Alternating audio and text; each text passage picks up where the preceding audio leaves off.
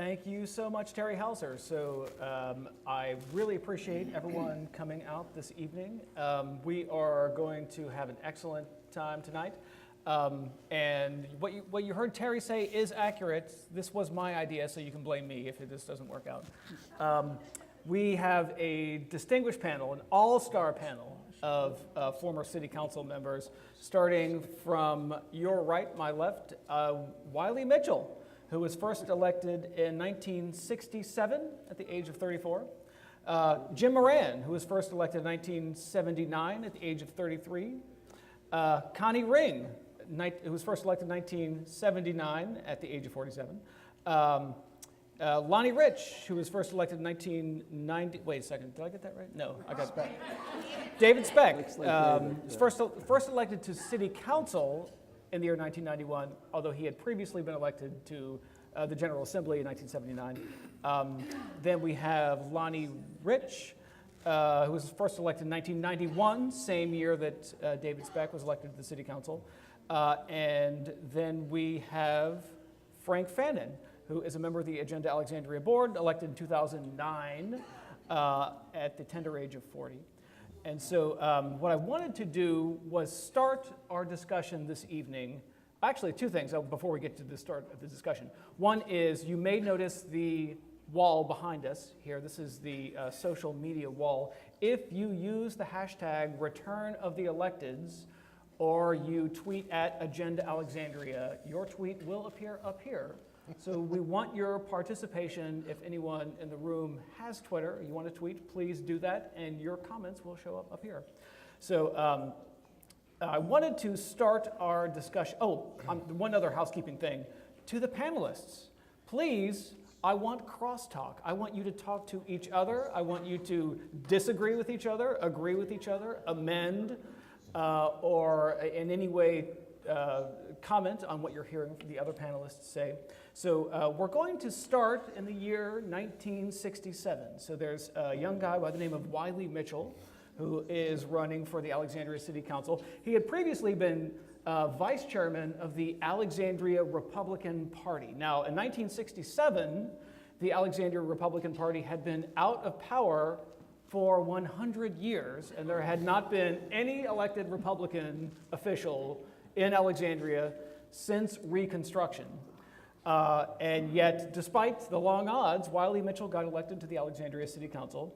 On the campaign trail, he talked about congested streets, grossly inadequate hospital facilities, and the physical deterioration, both actual and threatened, of many of its older residential communities. So I want to turn the floor over to Wiley Mitchell to talk about your first campaign in 1967, and what was going on with the hospital that you called it out in your campaign materials, and what was it like to campaign in 1967? It was a lousy hospital. It was old, it was antiquated, and it was repeatedly cited for failure to meet the state standards. And we had an opportunity to relocate it to where it is now on Seminary Road. But that was one of the things that we faced, and if you want to know some of the others, I can talk about them. I was 35 years old. I had lived in the city for 3 years, and I got elected to the city council, much to my surprise. When you say much to my surprise, was it a surprise to you? Were you expecting to be elected, or did it take you aback that you weren't expecting to be elected? I was optimistic, but Patrick Henry was it who said, "I have no lamp by which my path is lit save the lamp of experience." And you look back for 100 years, reason could not overcome all of the optimism that I had. I will say, though, that what we did over the next 10 years, I will hang up on the wall and put it against any 10-year period in this city's history.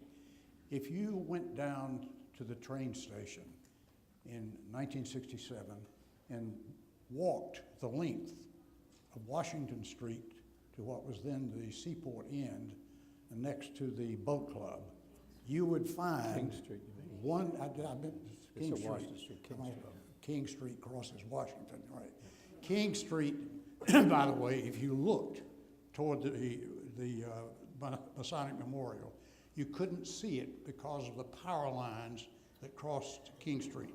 In my campaign, I had a photograph taken from Washington and King looking west, and the Masonic Memorial was totally obscured by overhead power lines. If you went down to the Jones Point and walked the waterfront to the Pepco plant, you would find numerous abandoned properties. You would find wrecked automobiles that were, and gasoline pumps and other debris that was started along there. And as a consultant who looked at that situation once said, the entire waterfront from Pepco to the Jones Point could best be described as abandoned warehouses, junkyards, and feral cats. Now, that was a challenge. And lots of rats. That's why the feral cats would have been. And we had no metro system. The torpedo factory was a hulk, it might as well have been a Chinese wall blocking access to the river that was being used for storage of the records of the Third Reich, and had gotten so badly deteriorated that the federal government had decided to eliminate the torpedo factory as a storage and move the records elsewhere. And the city was charged with the question of what to do with the property and forced to make a decision when, within a fairly short period of time, the people who built the Watergate apartments in Washington made a proposal to permit the construction of 3 high-rise condominiums, the first being just north of the torpedo factory and covering the entirety of what is now Founders Park. They were some of the things that we have faced, but there were others. And I think in the interest of asking that I be permitted to leave here in one piece, that I had better not go into all of it. But before the end of the night, I hope to have an opportunity to summarize within 2 minutes, Mr. Chairman, the things that we did not have in 1967 that we have now. And I know those things because when I look at the 3 city councils elected initially in 1967 all the way up until 9 years later, there are 3 people, maybe 4, who are still alive and who were on those councils during that period of time. Ira Robinson, with whom I talked 2 nights ago, George Cook, who is ill, and the one other one that was elected is still alive is Wiley Mitchell. Now, there may be another one somewhere, but if you would call my attention to who it is. My point again is that getting elected to the city council is not a guarantee of longevity. Although we've got some longevity on our panel, which brings us to former city councilman Jim Moran, who was first elected in 1979. Now, Mr. Moran, I want to focus your attention to Did you just call me old? No, veteran. I want to focus your attention on 1979. And now, at that time, this is your first campaign for city council. There was a scandal going on, and actually 2 scandals going on in Alexandria. One of them about bingo parlors, the other about massage parlors. So there was this sort of rival corruption scandal going on about gambling and prostitution in Alexandria. Now, amidst all of this, there was a Democratic incumbent who lost election. So recently we had 2 Democratic incumbents lose election, and I was wondering at the time what the precedent for that, and I did not realize until recently preparing for this, that the precedent for that was Nicholas Colasanto, who actually lost the Democratic primary because of this bingo massage parlor scandal. Now, within all of this noise about gambling and prostitution, a young 33-year-old Jim Moran was campaigning for office. And he said, those things are sexy to read about in the papers, but not something that affects people's lives. What people want to talk about are taxes, housing, neighborhoods, and city services. Mr. Moran, what was it like trying to get elected in 1979 amidst all the noise about these scandals that were going on? It was a blast. It was funny, I had a sense that a lot was happening around me in the city that I didn't fully comprehend. But there was almost an electric atmosphere in the air. A lot of people ran for that city council position. A lot of them far more capable than I. One of them is just 2 seats away from me. David Speck ran. Marion Van Landingham ran. Ellen Pickering was an incumbent, an independent. I had no business getting elected. But I figured... But when you're tall and good looking. What? When you're tall and good looking. That's just a... Tall. Just stay with that's tall. That's just such a capricious comment. So but I had developed some friendships, primarily within the social services network. I had chaired the United Way, which was pretty aggressive at that time of Alexandria. We did a housing report, a report on affordable housing with an emphasis upon lower income folk not being able to afford housing in the city. We could tell that, and it underscored the fact that things were changing rapidly, both economically and culturally. And I was on the CDBG board, the Economic Opportunities Commission, et cetera, et cetera. In other words, I just couldn't say no, and it was taking up too much of my time. The only person that I really wanted to vote for me, who I'm sure never voted for me, was Elizabeth Ann Campagna, because she was so concerned. I was a single parent of 2 little kids. I had no business running for politics, and she was aware of that, and it was good advice not to, but of course I didn't heed that advice. Although the kids of Jimmy and Mary have turned out really well. My son Patrick is here. This is the best thing I've ever produced in my life. Stand up for just a moment, Patrick. Stand up and just say, so just to introduce him. So that's what I'm proudest of. But getting back to the politics of it.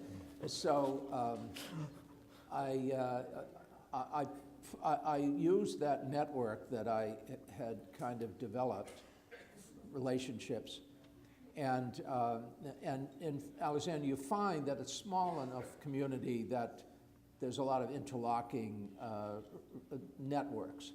So I tapped that. The other thing that I did, and I tell people to do this all the time, and they just don't ever seem to take the advice, but there's a tendency to denigrate your opponents, figuring that if people won't vote for them, then that enhances your chances. Well, certainly when you've got a crowded primary, 6 seats available, that's not the best strategy. So I did everything I could to promote everybody else, so that there was nobody that would really have at least any personal reason to vote against me. And I think I picked up everybody's sixth, or not hardly everybody, but I mean enough people's 6th votes that I was able to squeeze on the city council. I came in last, of course, appropriately so, but I had just come down from Massachusetts, and I had settled in Delray, and somehow I squeezed on. I think it was kind of a shock. I know it was a shock to Nick Colasanto, who is still fidgeting in his grave over the fact that I became kind of the Delray representative. We moved there in, my wife Mary and I moved there in 1972, 73, and it was redlined. And one by the name of Ann Martone came by, and she said, "Oh, no, you can find a way to get the mortgage." So we went to 17 banks, and we kept getting turned down. It was probably for reasons that were, had more to do with me, but they turned it. I found out that they turned it down because the area was redlined. It was on Oxford Avenue in the heart of Delray. And so Ann suggested I talk to Mel Bergheim, which I did. Mel suggested I go to the Justice Department, which I did. I wrote a pretty lengthy explanation of what was happening, and Justice Department picked it up. This was, it was actually during the Nixon administration, and I was working for the Nixon administration at the time at HEW, and they sent a warning to all 17 banks, which encompassed every major bank in the area, that they were on notice. And things started to change. You could see that one of the reasons why Delray had not been affordable was that people were not able to get the kind of mortgages that people could in other neighborhoods like Seminary Ridge and so on. So I felt proud of that, and I was also very active in the Delray Civic Association. So all of those things pulled together, and somehow I squeaked on, and then got my bearings and became vice mayor subsequently in 1982. But that was one of the most fun races I've ever had. 79. What 1979 was one of the most fun races. That's what you were asking about, right? Yes, sir. I hope I didn't give 1979, you the wrong same question. year, Yeah. Carlyle Ring, also elected to the Alexandria City Council. In the newspapers, they described him as a studious and quiet campaigner. Apparently, he once told a newspaper that his original campaign manager he was saying, I work for Connie Ring, I'm trying to get him elected, and apparently the response was, "You're working for that communist?" In reference to Connie Ring.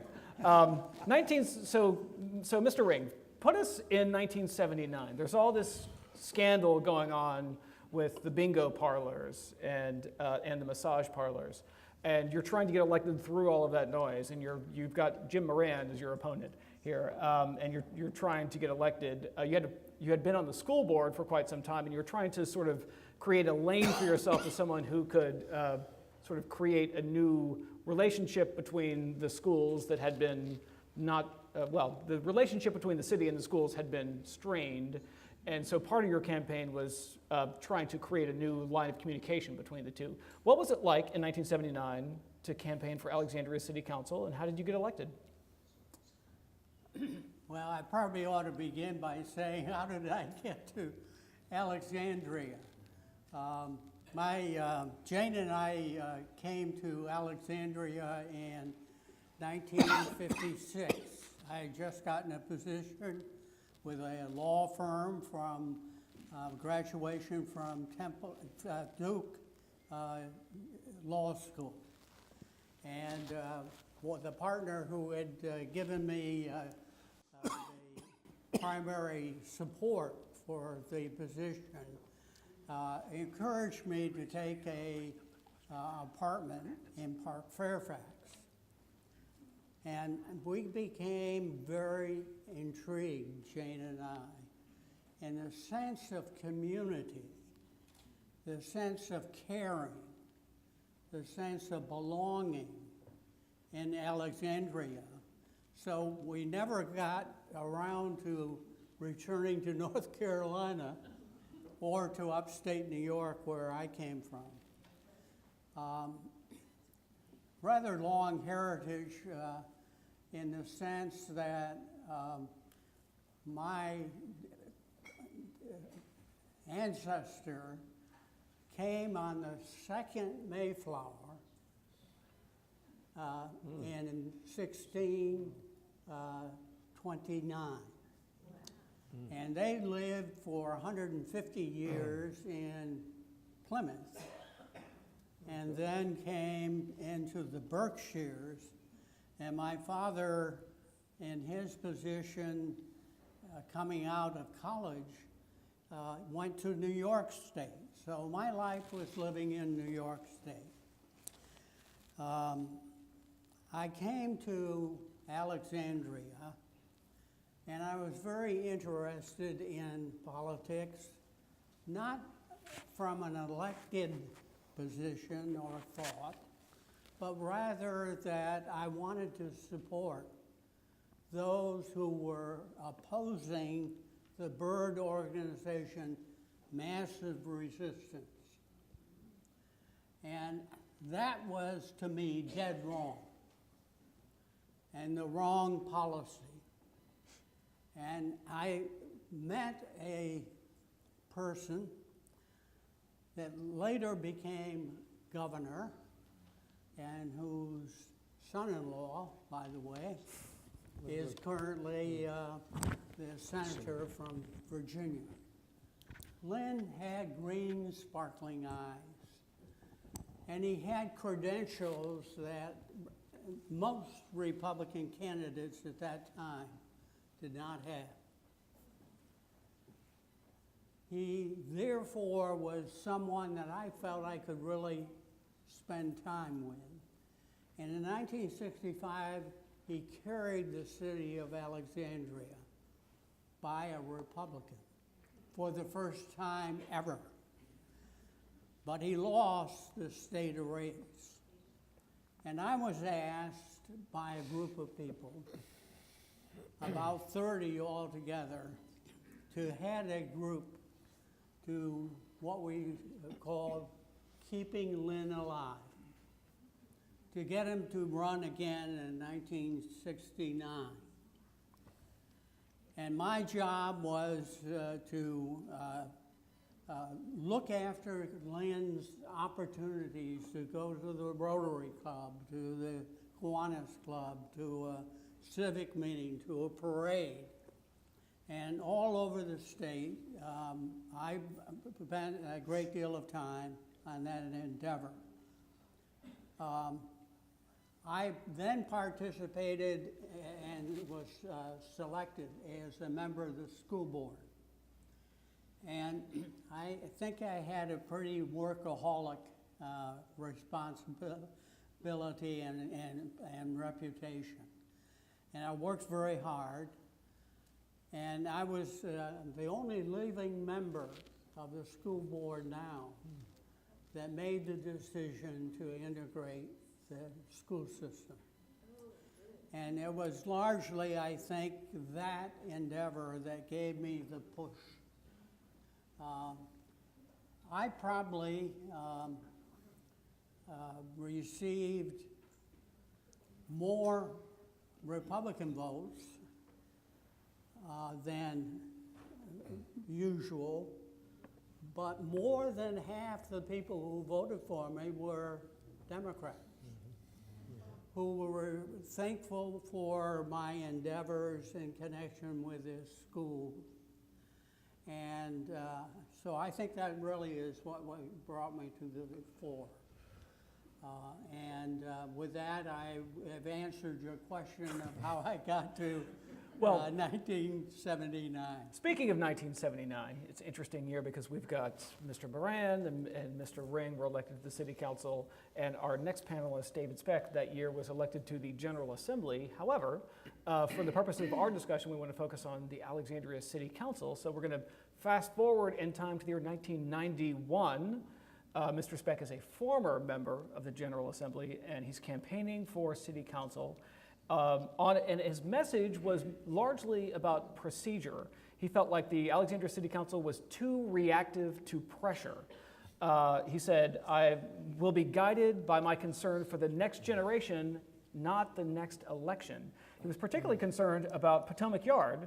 He felt like if the Planning Commission had a pocket veto, he was concerned about well, actually, we'll get to that later. So talk a little bit about 1991, what was going on with Potomac Yard. This is also our next panelist, Mr. Rich, also had a different take on Potomac Yard. Obviously, it sort of consumed the political debate at that time. Mr. Speck, what was it like for you sort of campaigning for Alexandria City Council after already having been a General Assembly member? And what was your thought on Potomac Yard? Well, I'll completely ignore that question and give you a quick little history.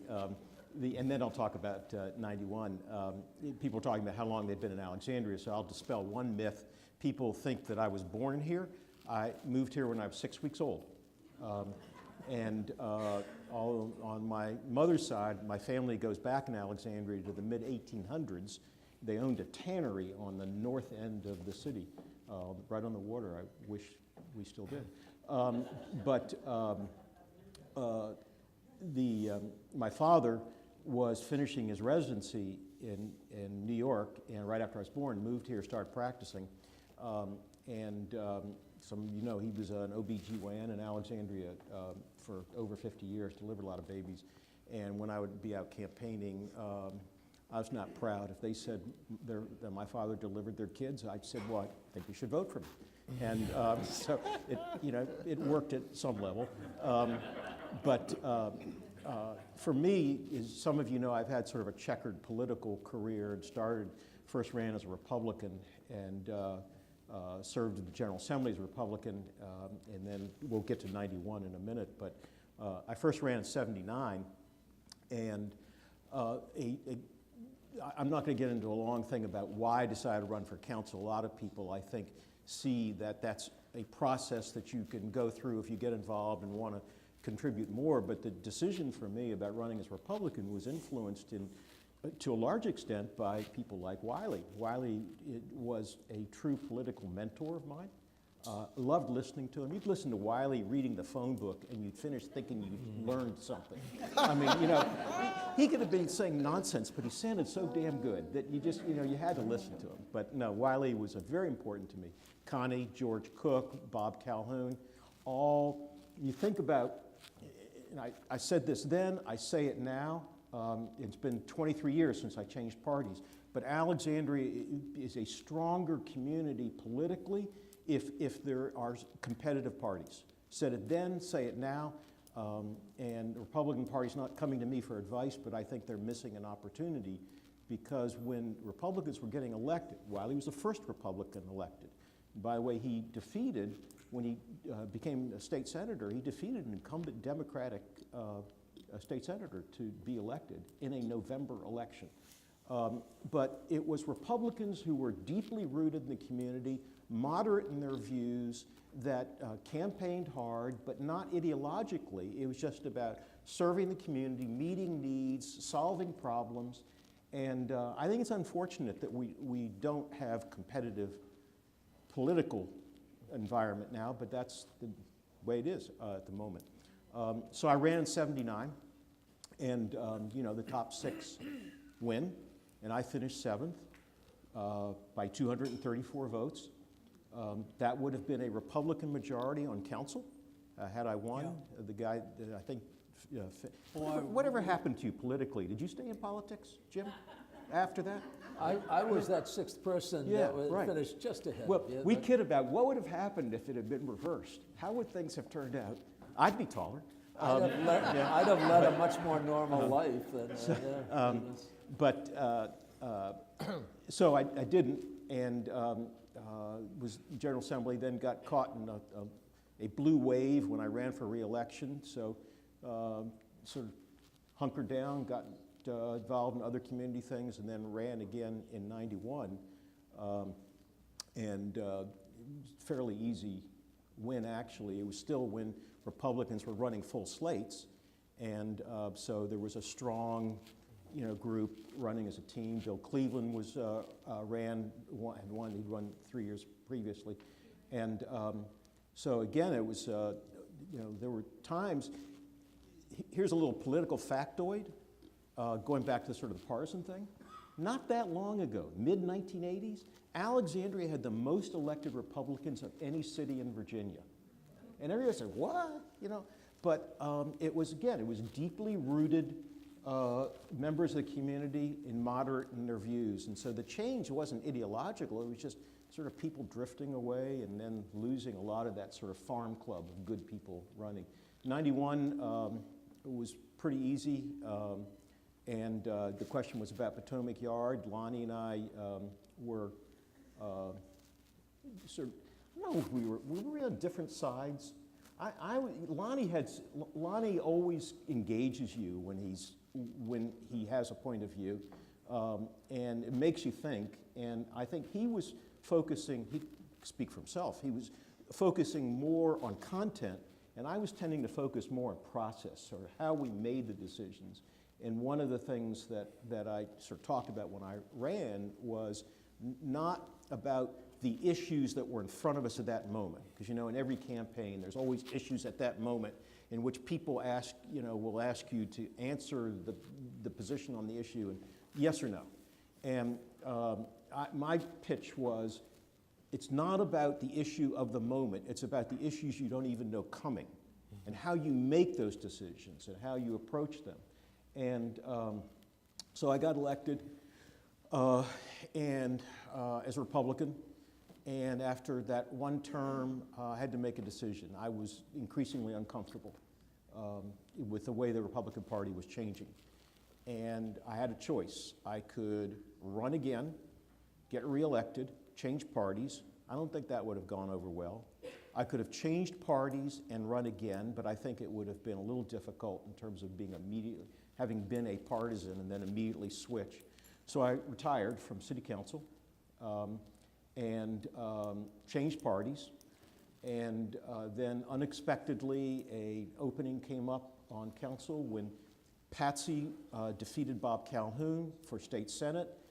Kerry Donnelly became mayor. That left a vacancy on council, and I ran a special election and was elected 3 more times. And then I had a brief relapse in 2012 when I was back on council for about 6 months in a court appointment. So there you go. Staying on the topic of 1991 and Potomac Yard for a second, we're now going to move on to Lonnie Rich, who was first elected in 1991. And so he had, you know, one of the things I did in anticipation of having this event was ask the candidates, or tried to track down political ads that they had done in the newspapers of the era. So I'm flipping through the pages of the old Alexandria Gazette, and I found all kinds of stuff about you know, Jim Moran's 1979 ad, and here's David Speck's 1991 ad. I had a hard time finding Lonnie Rich's, so I called him up, and he sent me this one, which you actually see right on the screen over here. And it talks about Potomac Yard being 2.5 pentagons, which he would work against the scale of development. On the campaign trail, he talked about this massive development proposal and expected traffic gridlock present Alexandria with a serious challenge in preserving the residential character of our city.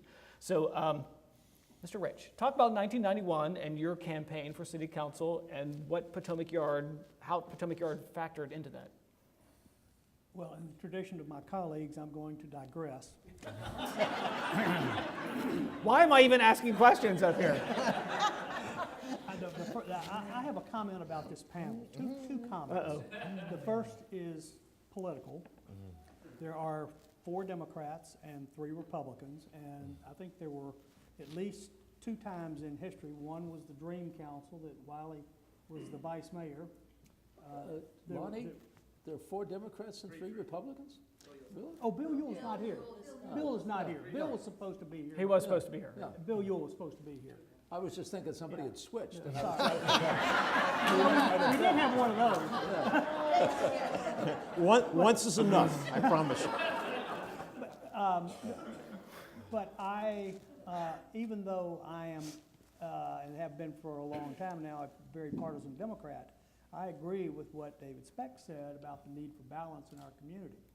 And one of the worst decisions we've made a few years ago was to go to November elections. And I wish that we would. The current council could do that, and I think they should.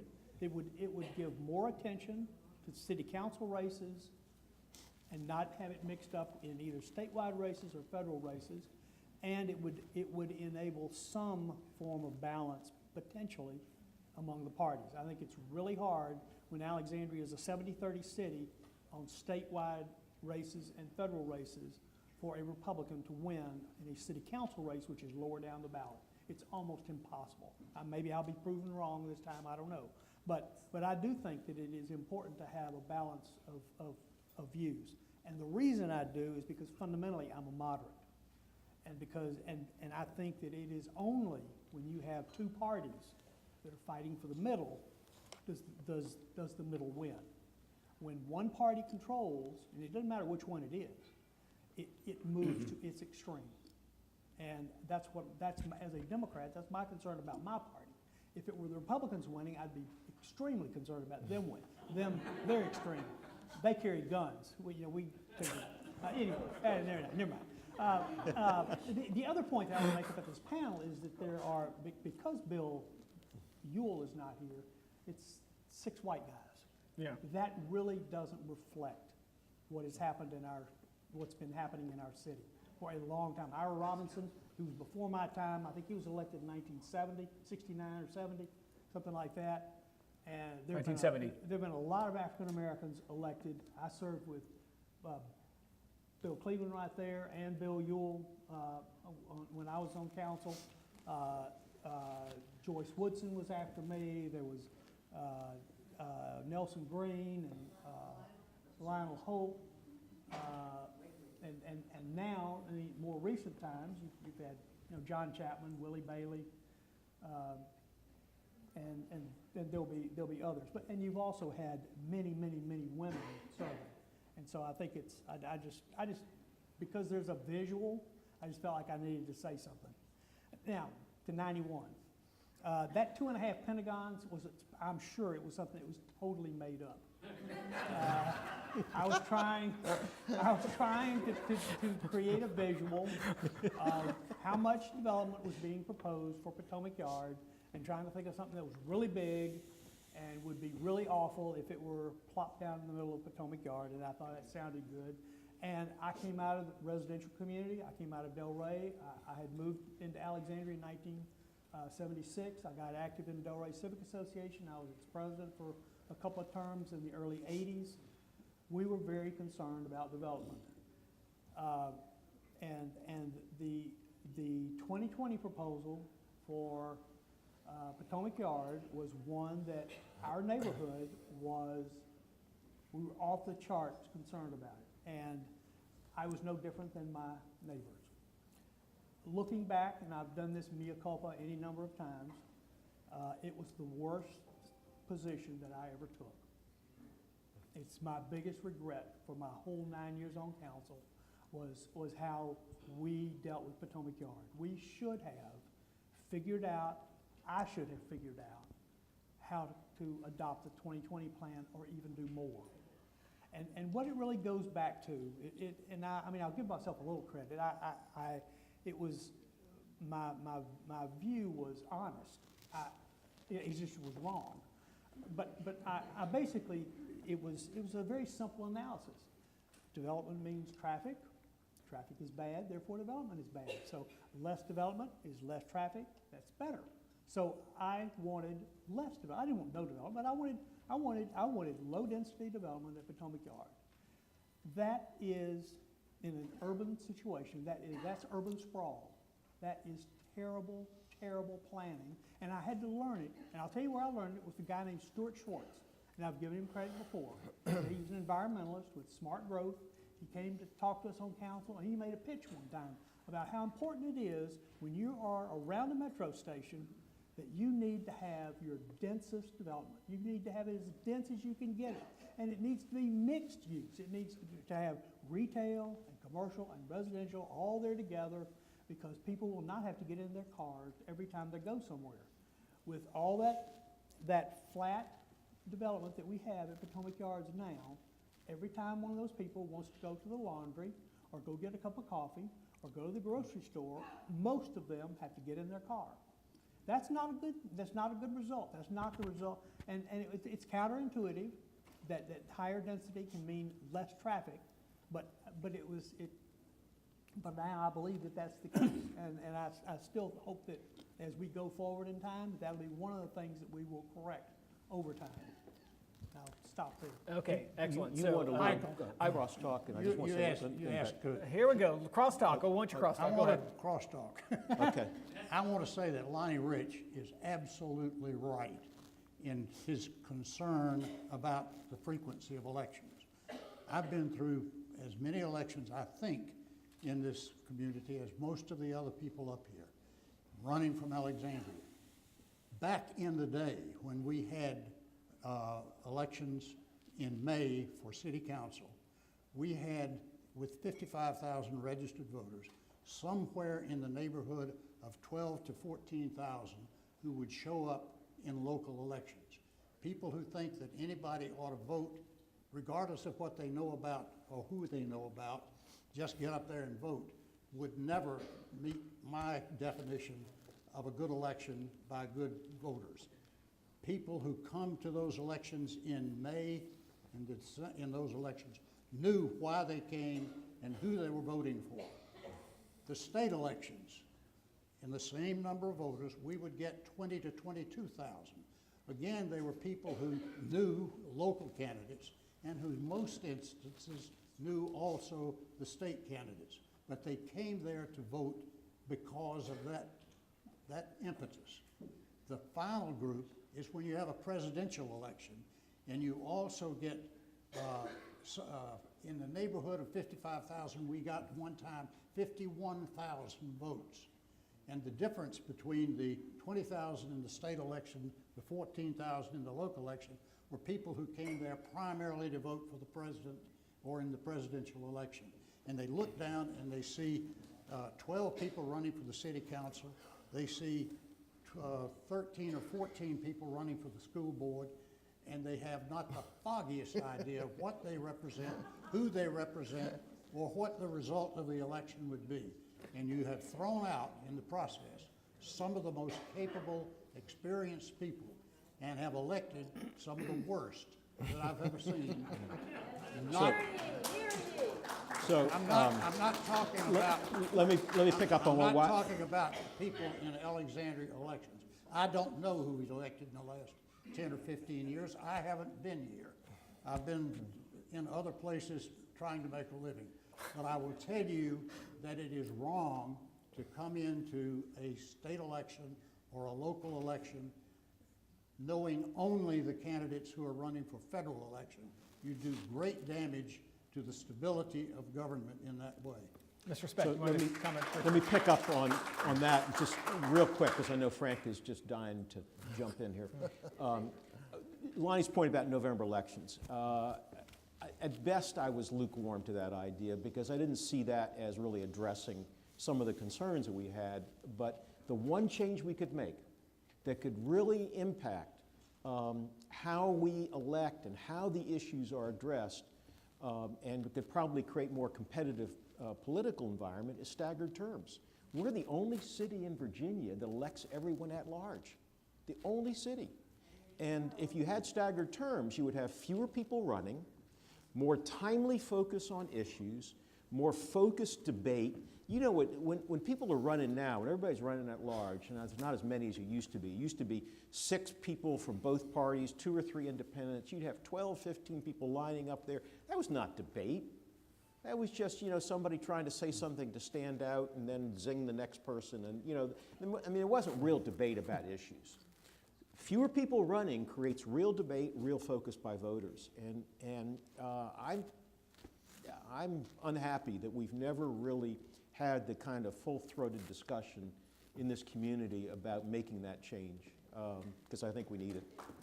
On that issue, we've got a great person to talk about, which is our next panelist, Frank Fannon, who was in that last ever May election, and he was elected in what, as it turned out, so he was elected in May of 2009, but later in 2009, there was a Republican sweep of all of the statewide elected offices. A Republican won for governor, lieutenant governor, attorney general, and it was kind of a Republican year, essentially. Mr. Fannon was elected along with a Republican-leaning independent. In that year, they knocked off 2 Democrats. And after that election, the lame duck city council ended up changing the election, moving from May to November. The Republican strategy in that year, and I was interested in hearing you talk about this, Mr. Fannon, was plunky the elephant, which is plunking was a strategy where you did not vote for all of your candidates. So you have 6 candidates you could vote for. You can maybe vote for 1 or 2, and so therefore increase the sort of mathematical value of your vote. The Republicans had this strategy of plunky. But Mr. Fannon's strategy, though, was to campaign on his gold-plated family name. So and I mean that sincerely, and I'll tell you why I say that, because in preparing for this, I was reading all kinds of old newspaper clubs, and you Google, not Google, but if you're in the sort of LexisNexis universe, and you're looking for Alexandria City Council and Fannon, you're going to bring up all of his other relatives that served on the Alexandria City Council, of which there were many. And so, Frank, put us in 2009. So you're running for city council. You've got this family history, but you're a businessman.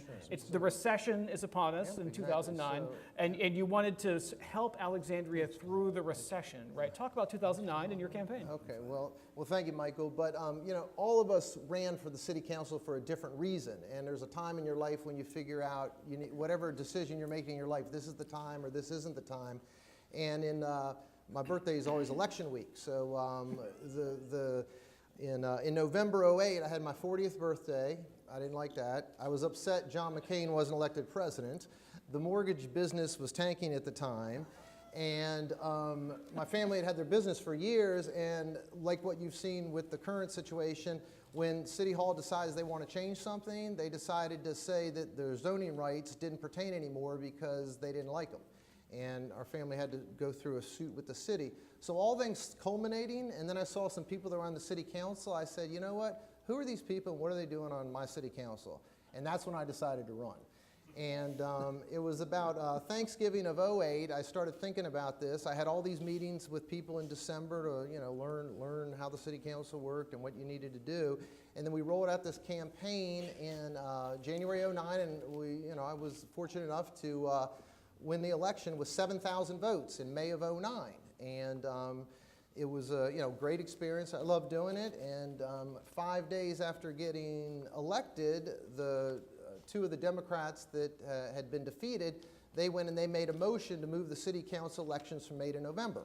So that's what took place. And then when I ran again on President Obama's re-election day in 2012, I got 25,000 votes and lost big time. But I did get 8,000 more votes than Mitt Romney on the same day in Alexandria. So, so there were a lot of people that were paying attention and crossover votes. And I didn't run. My great-grandfather was on the city council as an independent. My cousin Mike Jackson served with a couple of these fellows. He ran as a Democrat.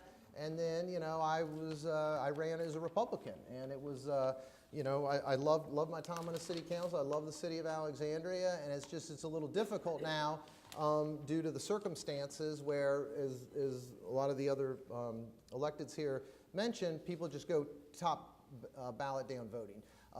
It was 15% voter turnout in May because the people that came to vote are the people that were interested in the city council elections. And on election day 2012, I remember being out there and talking to people at the polls. They go, I'm Frank Fannon, I'm running for city council. They go, yeah, I'll vote for you. When's the city council election?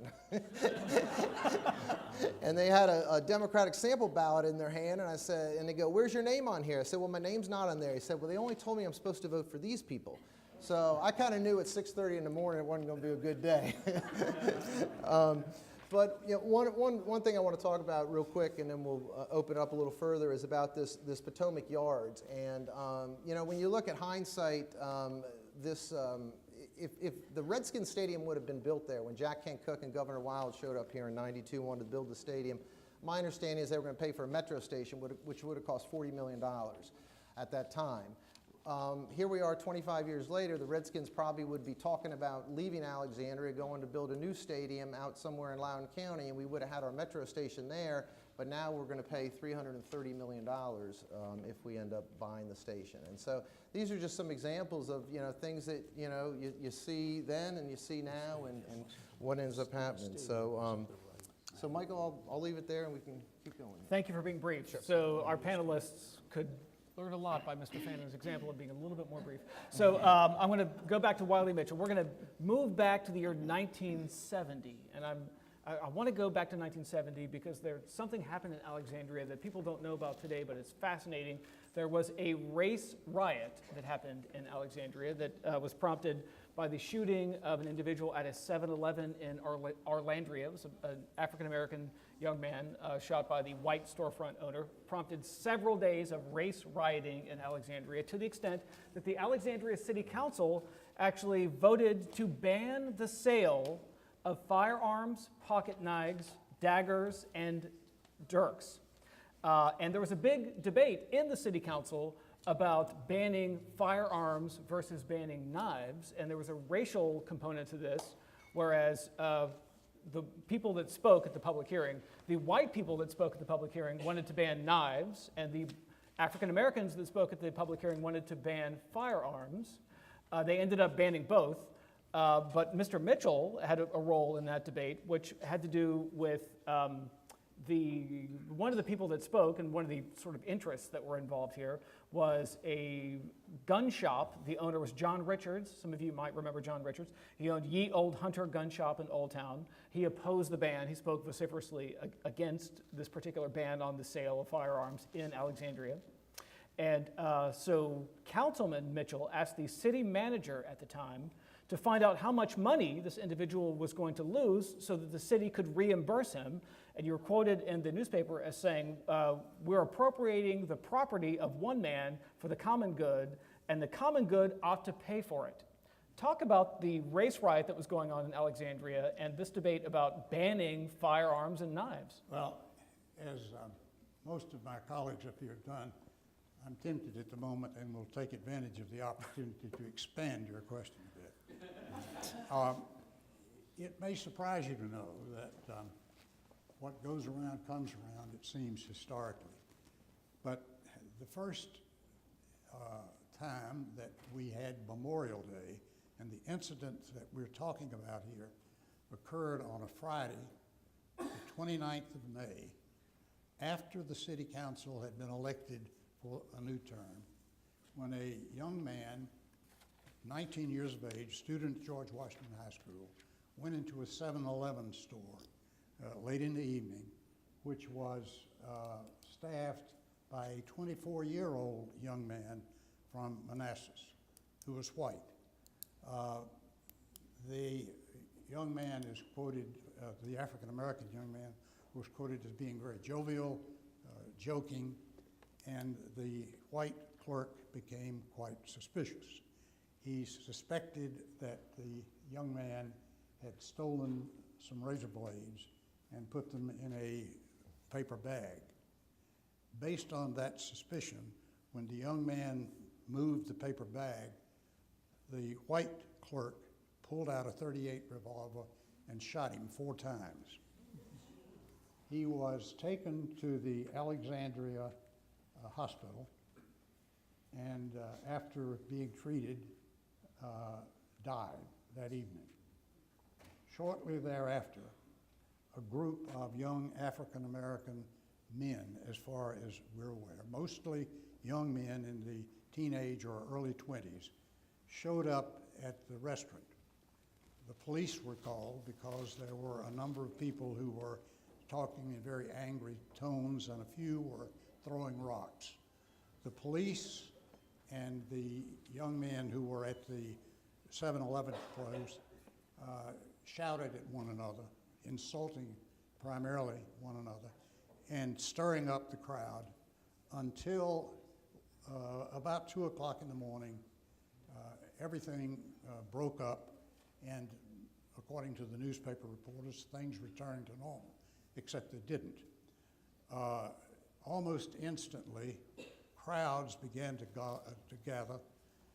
Riots, in the classic sense of the word, involving the throwing of Molotov cocktails, the firing of guns, the destruction of property, turning over automobiles, went on for a total of 6 days. Now, here's a newly elected city council dealing with something that we have never had to deal with before, and how do we deal with it? In Rosemont, there was a grocery store at Walnut Street and Commonwealth Avenue, which was burned to the ground. The 7-Eleven at which this incident occurred was destroyed by fire. There was a fire at the Carriage House at the Robert E. Lee home in Old Town that was set on fire with fire bombs. For the next 7 or 8 nights, this was Alexandria's experience. The council, candidly, had never faced anything like this and had no idea what to do. Ira Robinson and a young man named Burroughs were active spokesmen who were trying to calm things down. The council met, and the first thing we were going to try to do is how to get rid of these fire bombs. And they passed an ordinance which prohibited the sale of gasoline from any place except to anything other than the tank of an automobile. The problem was that you could go 100 yards if you lived in Alexandria and buy gasoline in Arlington. That didn't solve the problem. The council then discussed the question of whether we should have a curfew and whether the curfew should apply to the whole city or just in the downtown area where the problems were occurring.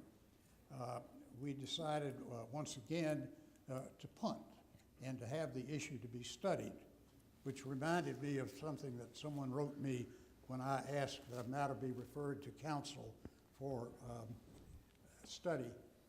He sent me a little poem that says, "In not any park, in not any city, will you ever find a statute erected to a committee." So with that in mind, and when the rioting continued, we went together again and we began to discuss the question of whether or not we should regulate the sale of firearms and dirks and all of those other horrible things that you were mentioning a minute ago. We thought about it, we debated it, and a man who came down and pled not to do that, he was pointing out with some justification that nobody had been shot and that nobody had been stabbed, that stopping the sale of guns and stopping the sale of dirks was not likely to stop the riots. He spoke on behalf of Inter Armco, and some of our older citizens, of whom I claim to be one, will remember that at that time Alexandria had an outfit down on the river called Inter Armco, which was the largest firearm dealer in Virginia and one of the largest firearm dealers in the eastern United States. And the question, are you going to prohibit this man from selling to any place firearms simply because he happens to be located in Alexandria? And in defense of my comments about it, there is no evidence that any of his sales had anything to do with what was going on. Fortunately, the riot played itself out, but we learned a lesson. Our police department, who at that time was 100% white, learned a lesson. We adopted hiring and training policies addressed to the police department. We talked with the leadership and tried to go beyond that to the scope of what the problems in Alexandria were in the school system and locally. We don't claim credit for stopping it, but that was the first indication that problems dealing with racial tensions and with the injustices that were being committed to some of the African American members of our community were not confined just to this community or just to other areas. And we, I think, just to show you the sequel, a short time thereafter, on Memorial Day, remember Memorial Day is the day we fly the flags. The people who put flags up in Alexandria put up the American flag on a little pole and a Confederate flag on the other pole, and they were crossed on the poles. and we received a substantial number of complaints. We did not want to have the kind of confrontation which would have provoked much more tension then than it provoked in Charlottesville. But we did decide that we would display the Confederate flag at the Confederate Monument on Confederate Memorial Day. On any other day or instance, we would fly only the American flag. And then we decided that we would go beyond that and decide that as the Confederate flags wore out, we would not replace them. And that was the quickest destruction of Confederate flags that this community has ever seen. And Nelson Green, bless his heart, came down and said, while we're at it, we need to get rid of that statue in the middle of the street. That was our next problem, and we finally compromised that we would leave the statute as it was, largely because we made it a point with Nelson that if he would just be quiet and let the statute sit there alone, that we would get a comparable amount of money and spend it on any project that he decided was appropriate to spend on. That may have been a very bad thing to do, but it's what we did. That was our confession with respect to the race riots. And it's also it amazes me that nobody who is alive today seems to remember that they really occurred. Didn't you find that to be the case? Yes, people are surprised. When you tell them about the 1970 race riot in Alexandria, you get this blank look on your face like, what are you talking about? I want to get in our time machine and move from 1970 to the year 1988, when we have two of our panelists here engaged in a campaign against each other for mayor of Alexandria. We have Jim Moran versus Connie Ring. And the campaign started out as very friendly and people, colleagues saying nice things about each other. It devolved into somewhat of a tense campaign. Moran had been advocating for clinics that gave birth control to teenagers. Ring opposed that. And Ring also felt like the city was somewhat of a spendthrift. At one point he was quoted saying, the Democrats are like a soft-touch mom. When Johnny comes and asks for money for swimming lessons or whatever, they like to say yes, the Democrats.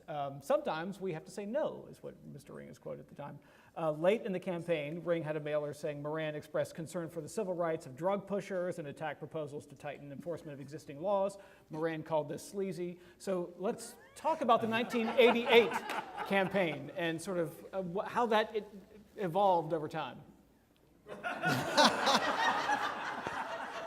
Quite to the contrary, we've been very good friends from the beginning and to the current date.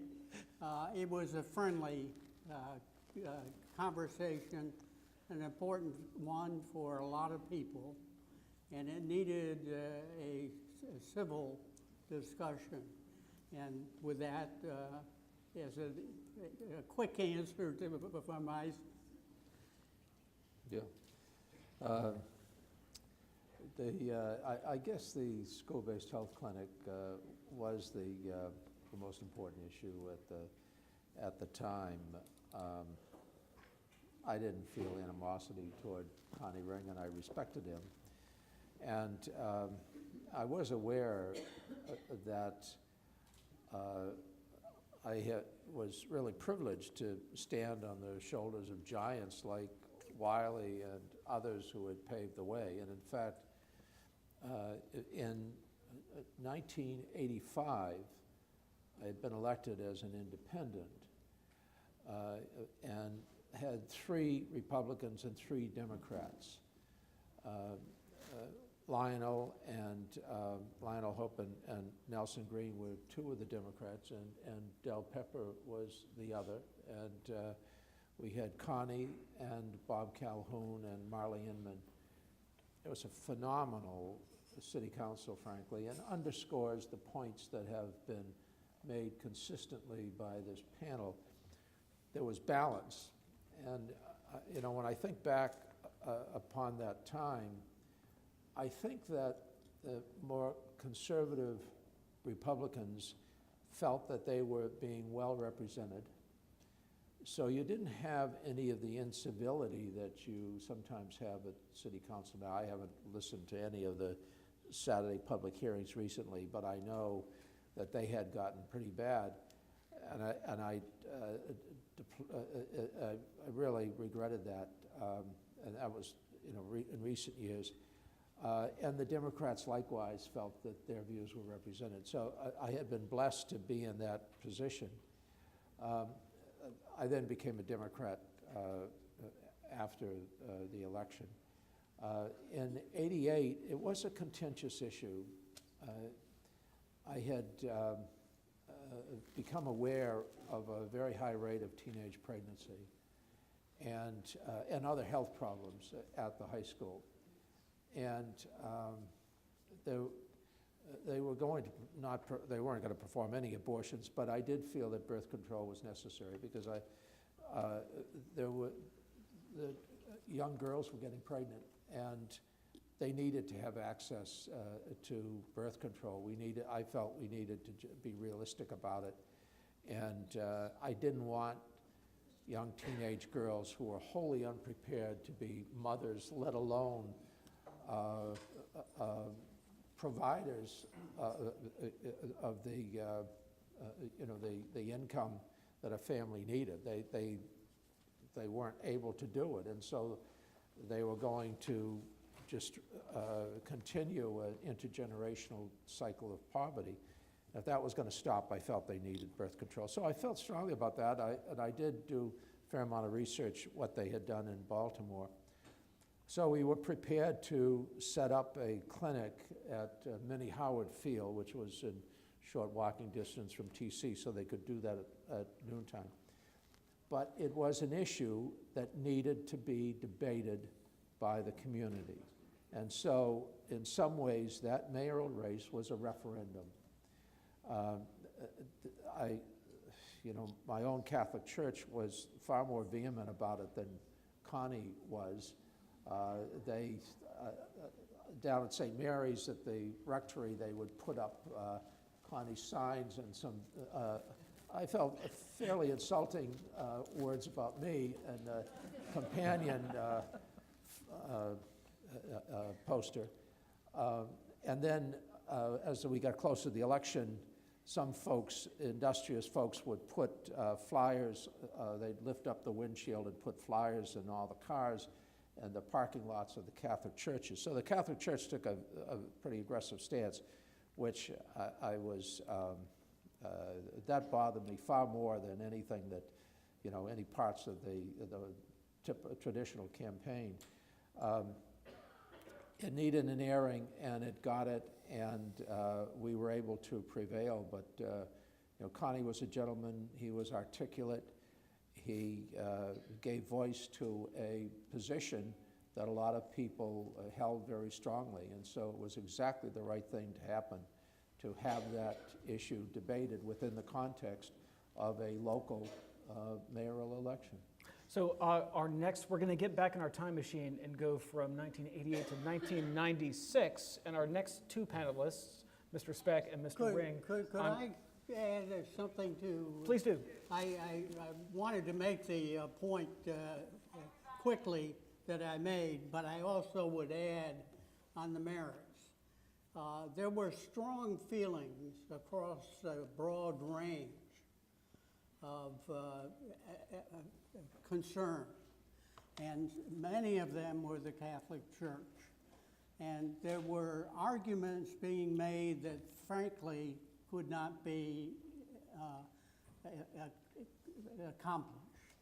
And I sort of ended up trying to be more of a spokesperson that would enable a civil discussion of the real concern that existed and in the school system, of which I am deeply committed to, not conveying the position by the school system that they were encouraging or advocating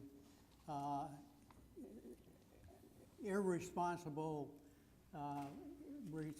activities among teenagers who really hadn't thought it through or hadn't been really considering what the alternatives might be. And therefore, my argument was, personal argument, was we ought to have it at a secondary location. And ultimately, we began to talk about the possibility that you mentioned, that is the having it off-site, nearby, but not in the school system as if the schools were endorsing promiscuity. But I argue the whole for, because if I were to have any opportunity to find some workable solution that would be more acceptable to the whole range of people that were concerned about the problem. I felt that I could serve better by taking a more thoughtful response. So I want to get back in our time machine here and move from 1988 to 1996 when we have our next two panelists, Mr. Speck and Mr. Ring, here on City Council, and they're debating an issue that seems more relevant in our modern era, which is same-sex marriage. So Councilman Rich had a proposal that was way ahead of its time and probably very controversial. And it had the negative consequence of bringing probably negative attention to Alexandria in the General Assembly. So there was a debate really that was more about these optics and the strategy than the actual policy of same-sex marriage. But if I could get our next two panelists here, Mr. Speck and Mr. Rich, to talk about that debate on same-sex marriage, which was 1996. So this is kind of way ahead of its time. What was going on in 1996, and what were your thoughts on that? Well, I guess I'll go, since I made the proposal, I'll go first, and David can respond. For me personally, I'd probably not thought much about the issue one way or the other, probably until the mid-90s, and I read a book by a guy named Andrew Sullivan called Normal. He's a New York Times writer, and he basically made a conservative argument for same-sex marriage. It was basically not from the rights point of view, but from the obligation or social obligation point of view. And I found it fascinating. And I really thought that it was something that I thought it was something that was coming, and that we needed to have a public discussion about it. And I figured that Alexandria was one place where, if there's any place where you can have a civil discussion, it ought to be this place. And so I proposed it, and there was significant opposition, both on religious grounds and other grounds. Within the council, it was interesting how it broke down. Basically, my proposal was to add it to our legislative package, and Bill Ewell, David Speck, Kerry Donnelly ended up voting against it. But I believe that their reason was not on the merits. It was because they were concerned about it being in the legislative package and basically ruining our possibility of getting anything through the General Assembly if we were to propose that. And then Bill Cleveland, my good friend sitting out there, he was against it on the merits. That was the 4 votes against my proposal. Del Pepper, Lois Walker, and I voted for it. But we had a civil debate. I mean, there were a lot of people that came down on that Saturday morning to talk about the issue. A lot of them were for it very strongly, and a lot were against it very strongly, but the world didn't come to an end, and we got through it. And frankly, it's one of the things about my whole 9 years on council that it was a losing effort in a sort of an immediate sense, but it was the thing I was most proud of all the things that I did while I was on council. And I'll let David explain himself. Well, and I'm not just saying this because Lonnie's here. Actually, I am. But Lonnie always engaged you and challenged you, and it made for a better council because besides it'd be really boring if everyone agreed, I think the fact that people do question, argue, debate about content and approach ends up often creating better decisions. But Lonnie's absolutely right. I mean, every year, the council would prepare a legislative package of things that we wanted, some of which were unrealistic, but you still did them. But there were things you really wanted. Remember, we're a Dillon Rule state. And essentially what that says is that which the General Assembly does not specifically allow us to do, we have to have permission. And so going to the General Assembly on something like this would have, I think, colored people didn't like Alexandria to begin with. The People's Republic of Alexandria kind of thing. And so there is this attitude that Alexandria is just a bunch of wine-sipping, cheese-eating, liberal, San Francisco liberals. And so, you trying to break away from that or coming with something that at that time was still very cutting edge in terms of social policy, I thought was going to be harmful to, our credibility in terms of getting the package. But, he was just ahead of his time. Talking about how politics has changed, and how technology has transformed everything we do politically. In the 2000 election, Lonnie Rich was the only person running who had a website. And all the rest of us are laughing. It's like Mr. Tech, And, well, he's just ahead of his time. Everyone has websites now, but, we didn't have an email when we were first, elected to office. I mean, obviously, it was the changes that took place. You think about you're looking at the history, a relatively long history of Alexandria when you look at these people from, it's, and you think about how things have evolved. Growing up in Alexandria was a truly segregated community. I mean, really segregated. You go to the train station and you see how chopped up the rooms are? It's because there were separate waiting rooms, separate water fountains, separate bathrooms. When I took the train to go to college in 1963, it was still separate waiting rooms. Can you imagine that in Alexandria?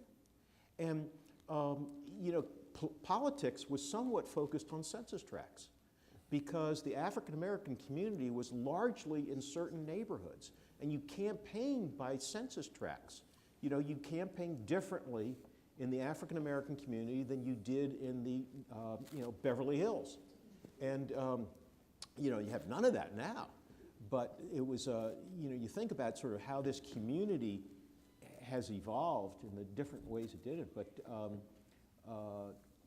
that was, Lonnie also led an effort that he doesn't speak to this, just maybe too many things going on, about elected school boards, which, you talk about mistakes that we make. I think that was, as a community, that was one of the worst mistakes that we could ever do.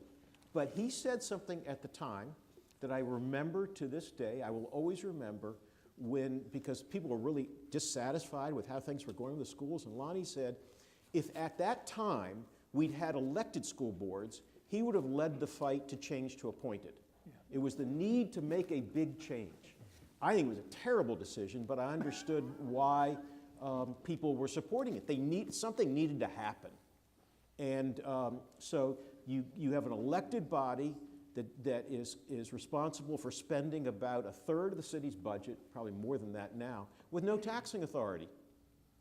So as much as city council got caught up in school issues because we appointed the school board, at least we had taxing authority so that we could look at the decisions we made and make a judgment about how much money was needed and how to raise it. So, but that's where we are.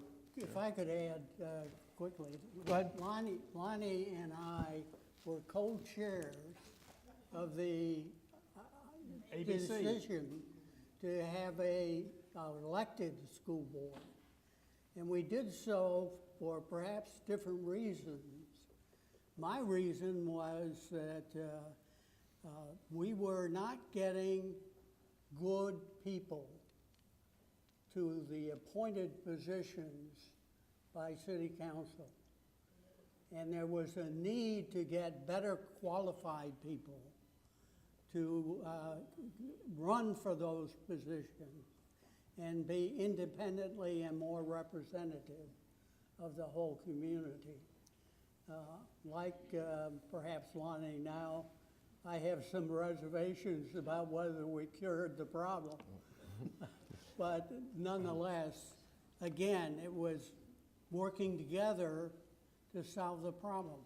All of us ran hard and enthusiastically to get elected, but we worked as hard together to solve problems once we were elected. And we got to get back to that. And school board is, you know, that's always a big topic in the city of Alexandria, the schools. And we had a recent talk by Herb Berg, who was one of the more successful superintendents of the Alexandria schools. And he said one of the biggest problems we have here in Alexandria is a 9-member school board. And the current school board has made an endorsement to go forward, and I hope the city council carries through with it, to reduce our school board to only 5 school board members. And the reason for this is Arlington County has 28,000 students and they have 5 school board members. There's a consistency with that the superintendent hangs around when you only have 5 people as your boss. Our superintendents here leave every 36 to 48 months. And there's no reason that we need to have 9 school board members. It's too small of a student body. And if you look at Fairfax County, is one of the largest school bodies in the country with almost 200,000 students. They have 12 school board members. So reducing our school board, I think, would help a lot in the management of the schools and more consistent with superintendents. Okay, go ahead. That was caused by the Voting Rights Act. So did anyone want to chime in on that? If not, I'm going to move on to our next topic. Move on. All right, good. So I'm going to open up a can of worms here, which is the Alexandria waterfront. I'm going to aim this question at Mr. Fannon. So you were on the city council when they took the vote on the waterfront plan.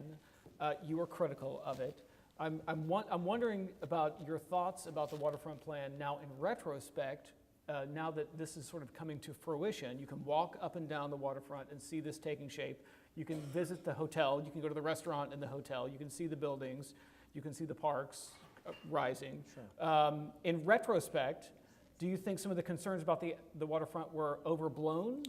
What's your thought now? Well, the waterfront plan is currently still being built out and you know, formations coming through. There's definitely the concern about the density down there. I mean, you're never going to be able to widen King Street, Prince Street, or Union Street. It is what it is. And you know, my big thing was, you know, putting too much density down on the waterfront. And also, I'm big into property rights. And part of this whole plan was the threat of eminent domain to take private property from a property owner in the boat club. And that was a big thing against my vote on it. Now, granted, the boat club does have a new beautiful building, but it's half the size, and the park's gonna, you know, turn out pretty good. And you know, people are still feeling rubbed the wrong way with a lot of this eminent domain situation, and a lot of people that live on the east side of town still think there's too much commercial development where you're mixing it in with residential housing. That was very succinct, thank you. So the rest of our panelists could take a lesson from that. So I want to open up the waterfront as a topic to anyone that wants to chime in here, because the waterfront has been a recurring theme here in city politics over and over again. You know, if you go to the Barrett Branch Library, the local history special collections, and you look at waterfront plan as a topic, you can look at a 1960s document, you can look at a 1970s document, you look at a 1990s document, because there have been many waterfront plans over and over again. At one point, I think there was an elevated parkway that was proposed, didn't happen.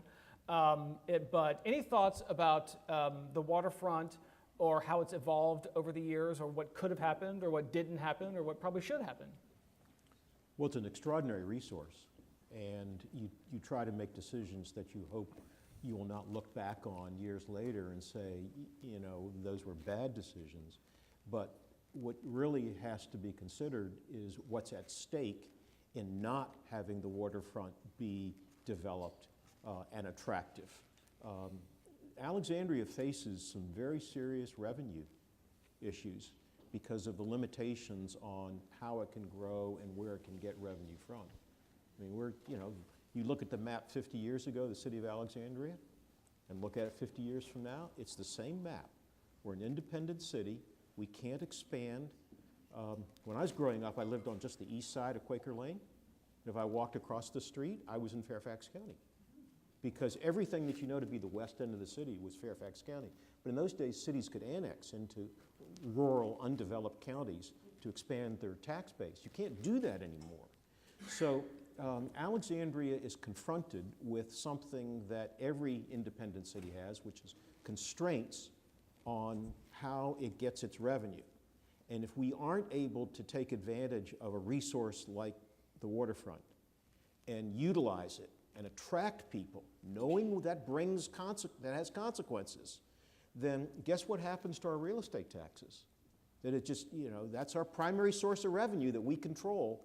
If we can't find other sources of revenue, then the burden on residential real estate taxes in particular just keeps going up to a point where it's punitive, and arguably it may already be. Mr. Chairman, I have in my office at home 3 file cabinets that are related primarily to work that I and the council members did over a period of 8-9 years on the Alexandria waterfront.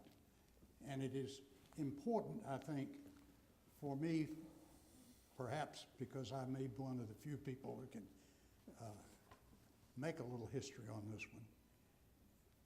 Back in the day when the English king gave the state of Maryland a grant to Lord Baltimore, the boundary line of that grant was the high water mark of the Potomac River on the south boundary, so that the Potomac River at high tide, draw the line there, and there's the boundary.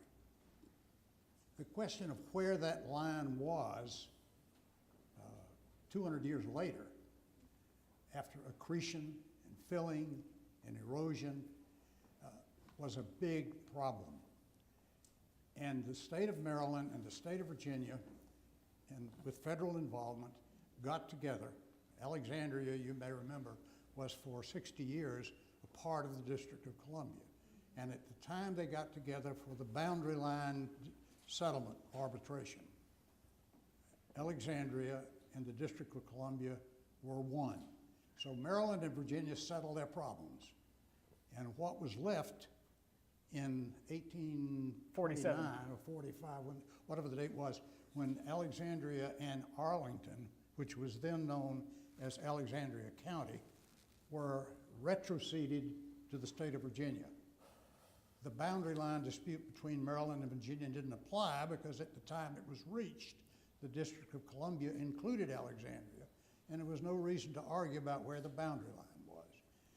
We worked on the question of, and the reason the place looked like a slum and a garbage dump down there at the time was that there was nobody who could really claim title to the property. Nobody who would pay taxes on it. Nobody who had any reason to say, you own it, you've got a deed. The people had deeds, but they didn't have any title. And we tried to figure out what we had to do to get the title to that piece of land that was north of the high water mark of the Potomac River as it was in 1600 and whatever. Believe it or not, I've seen maps that show that the high water mark was roughly where the plaza in front of City Hall exists at the moment. And there are, if you look in the law books, 25 or 30 cases involving people who tried to get one fragment or another of that property settled, who were trying to get it so they could go to the bank and say, I've got title to this, I want to build something on it. And nobody could do it.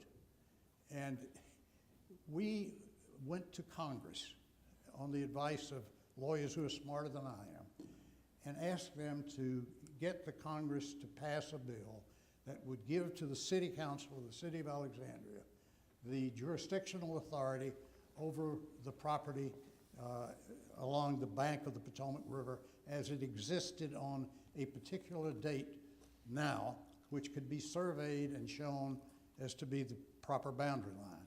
We had cases, for example, where people would commit a crime on a dock and defend themselves on the grounds they didn't commit a crime in Virginia. It was in Maryland. We had people who tried to establish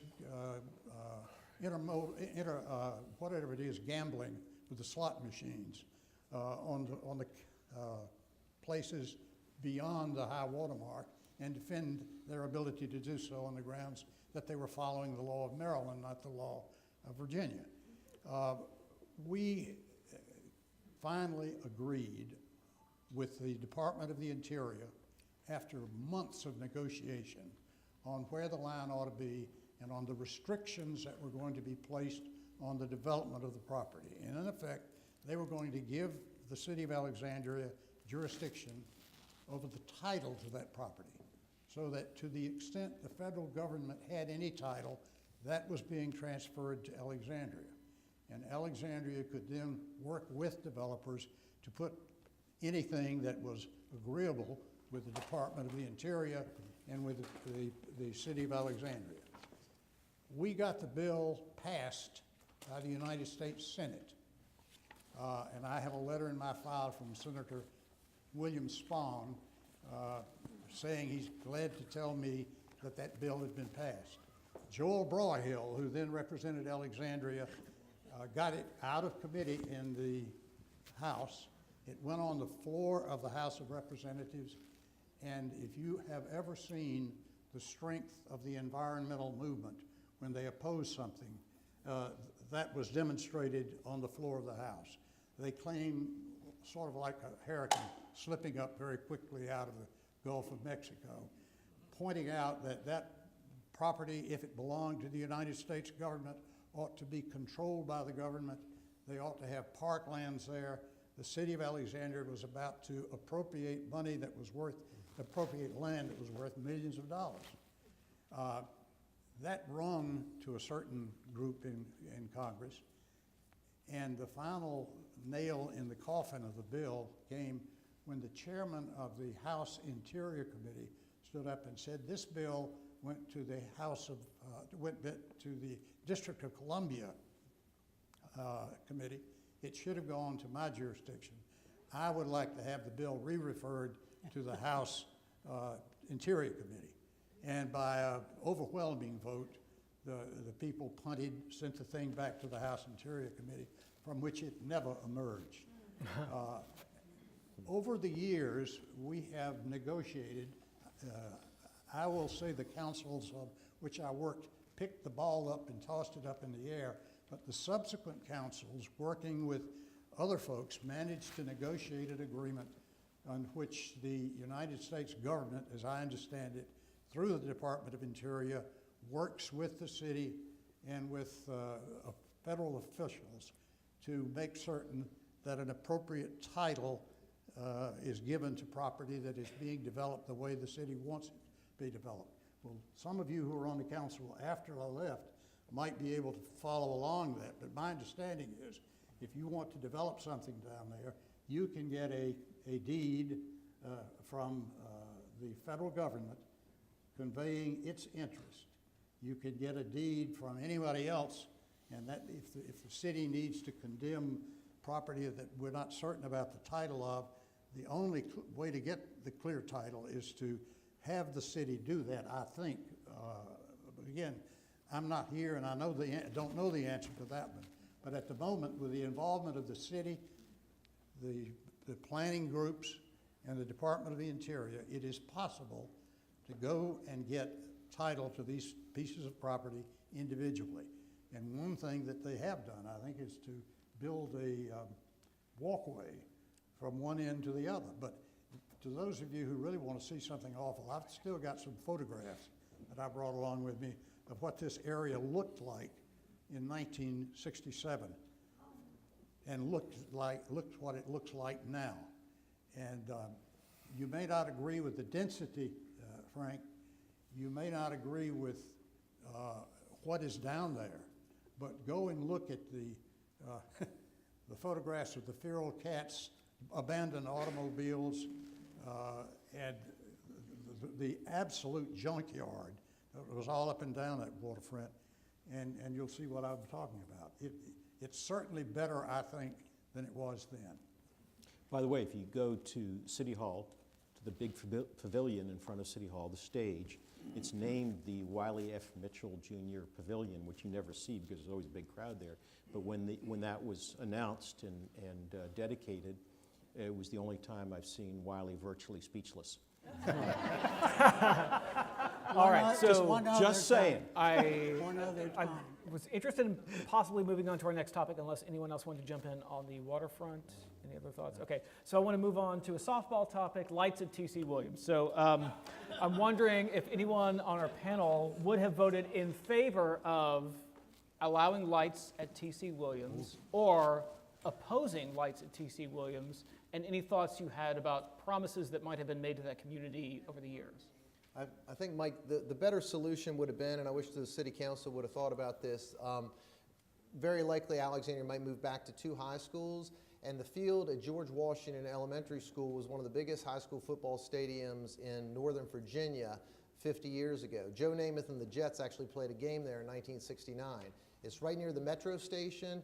You could have put the lights up there. It wouldn't have bothered so many different neighbors, and we wouldn't have had to go through all this at T.C. Williams. So whether it was and the other thing, the issue is this DSUPs that they put. So any development that's put together now with a DSUP, it really doesn't mean a thing if 4 city council members eventually decide that they don't like it. So that's basically what this whole TC Lights has ended up proving. So you would have voted against it? I would have voted against. I'm past president of Sportsman's Club. I'm all for youth athletics, high school athletics, but it wasn't the place, and you had a simple solution to do it down at GW and make that the city football field. Any other thoughts in terms of voting for it and or against it, or what happened in the 1960s and or the 1990s, 2000s?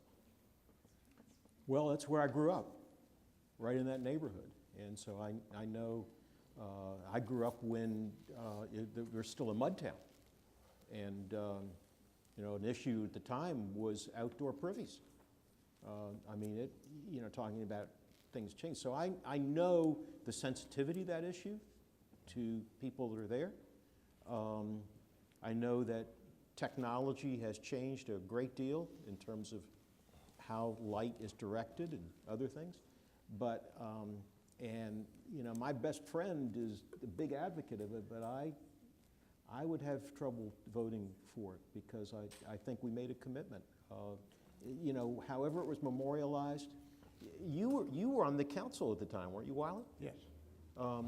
And I mean, do you feel that a commitment was made to keep lights out of that field? I don't recall that happening, but I will tell you this, and to jump fearlessly into a controversy with which I have no stake at all. You hear this thing all the time. We heard it in Virginia Beach, where I now live, when they took the tolls, when the tolls that paid for the construction of the Norfolk Virginia Beach Highway were paid off. The people began to complain that the people who put on those tolls promised legislatively not to take them off as soon as the bonds were paid. The problem is that one city council, no matter who they are, has the authority to bind another one unless you enter into some binding contract. And whatever happened when Mudtown was destroyed, and I agree with you, it was a horrible place. And if there was a classic definition of a slum, that was basically it. The only argument that I remember was there was an argument from some of the people where you lived not to open a street from the new park into their area. Chinkpin, yeah. And that happened. But remember, Mudtown literally shared backyards with some of the most valuable real estate in the city. Senator Armistead Booth lived in that neighborhood. Marion Gallen lived in that neighborhood. And so it was a really interesting contrast. And, you know, yeah, it was pretty rundown housing, but it was housing they owned. That's right. And so it's a very, I think people are looking at this issue now, all these years later, are very conflicted between what they felt were commitments that were made and a desire to upgrade an important athletic facility. What would you have done, Jim? on that vote. I'm not sure you're right. I'm not sure Mudtown was owned property. I thought it was Yeah. owned by the Alexandria redevelopment. No, no, no, Housing. no. Individual homes. Yeah, They were granted, they were freemen, yeah. and they were granted that property. I mean, in my lifetime, to see, it really is fascinating to see some of these discussions now and to think about what it once was. How would you have voted, Jim? I would have voted, I support the city council's decision, because I think it's time that T.C. Williams be able to integrate with the high schools that they play against. And over time, the families that acquired those homes have benefited from the decision that was made by the city. I think the city's decision was the proper one at the time, and there are no roads that live into that neighborhood, and that neighborhood has become more integrated with the neighborhood to the south of it, and the people who are living in those homes now, for the most part, they were not the original inhabitants. I can understand why they don't want lights, but the reality is that you've got thousands of students that want to be able to use that field. And that's an articulate argument on the other side. Here, I'll make one prediction. When it's all done, people are going to say, it's okay. They're not Lonnie going to Rich, like it, yes. but it's going to be okay. I would have voted against the lights, maybe for a different reason from David. I think the equity argument of sort of promises made to the Woods Place community is important. I don't think it helps tip the balance for me. I personally think that there were broader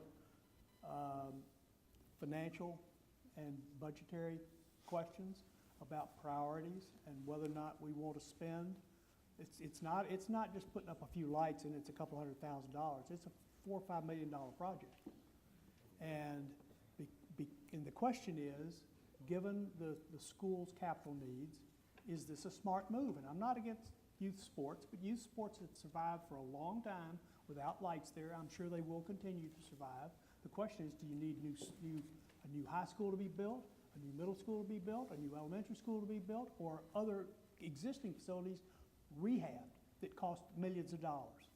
And sort of tied with that is that I know that a lot of the argument for it was, well, this is so that the TC football team can play under the lights like all the other schools do. Well, that would be 7, 8 nights a year. Yeah. And that's not what's going to happen. In fact, it wasn't even the schools that was driving this process. It was the rec department. Now, the rec department's got some legitimate needs. We need fields. We need fields for kids. We need fields for adults. What's going to happen is most kids, after 7 or 8 o'clock at night, they're at home doing their homework, eating dinner, going to bed. That's what they're supposed to be doing. But it's adults that are playing soccer, mostly, that can play at night. Those fields are going to be used 365 days a year, and 340 of them are going to be soccer at night, and it's going to be every night. You can't justify the expense of spending $5 million for 8 games a year, but you can justify it if you lease the fields. Now, I could be wrong on some of my facts, but Well, we have to wrap up. And Mr. Rich hit right on it about this spending that's going on, because one of the things that we have to remember, this is a Dillon Rule state, and there's no maximum tax rate that a local municipality can set. So right now, people have usually paid about 1% of their home value in annual real estate tax. It's now getting closer to 1.1, 1.2%. But like Mr. Speck said, there's not a lot of other things to tax. And if we keep spending this money, we could end up like a city, like some of these northeast cities where we're paying 2% of our home value in property taxes. And there's no maximum tax rate there. So controlling the spending is a huge part to protect our fiscal picture here in Alexandria. And it's just very concerning dropping $4 million for lights. Well, Okay. yeah, we're not, well, go ahead. Connie Ring, yes, you're the only one that hasn't spoken on this. You asked us all to take a position. I've come at a different time of the decision-making, and that's 1971, when we decided to integrate 3 high schools into one. And if you want turmoil in the city, it was the public hearings that we held over that period of time. One of them, 3,000 people at T.C. Williams at a hearing, with people in the cafeteria with TV. It was about 50 to 50. And when the actual change occurred in September, the board having unanimously voted to consolidate and integrate the high school program. We had already had extensive hearings, and one of the subsidiary arguments was in connection with lights at T.C. Williams and evening and night meetings. The story, the movie, Remember the Titans, it was a blessing to have a state share ownership of the T.C. Williams Titans. It was not planned by the school system, but we tried to make assurance that the community surrounding the football field would have assurance that they would not have lights and that games would be at the T.C. Williams only during the day. Oh, I take that as an important commitment, and I realize that circumstances change, and future councils from time to time have to look at it a different way. All right, so, But I still take the view that it was not we should honor the decision that was made both at the time of building TC and at the time when we created TC as a single high school. okay, so sadly, our time has come to a close here, but I want to do one last round, a lightning round, where we talk about what do you think your biggest contribution was to the city council in your time when you were there, and also your biggest regret. So if we could do this quickly as we go, we're going to start with Mr. Fannon and go the opposite direction here. So you're first. Probably not having a commercial add-on tax in the city of Alexandria. Fairfax County and Arlington have it, and that was a big debate because we had 45,000 properties. By add-on tax, you mean commercial properties are taxed at a higher rate Yes, than exactly. residential properties? 45,000 properties in the city, 2,700 in the commercial and industrial, and there was a proposal to tax those properties higher, and basically the businesses are not the ones that are using the services, and we didn't do that on our city council terms. And your biggest contribution, you feel?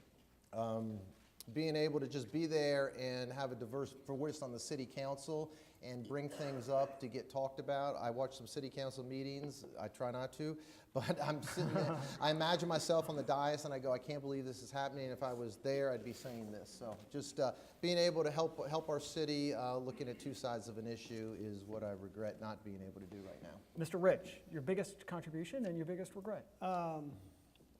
Well, I do think I contributed to debate on a number of things, and I think, as I said earlier, that I'm most proud of is the same-sex marriage proposal in '96.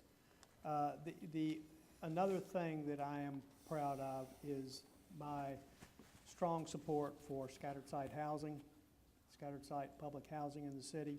I think that has been good for the community. I think it's been good for schools, and I also think that my leadership with Bill Cleveland and Connie Ring on the elected school boards was also an important contribution. My biggest regret was the Potomac Yard vote.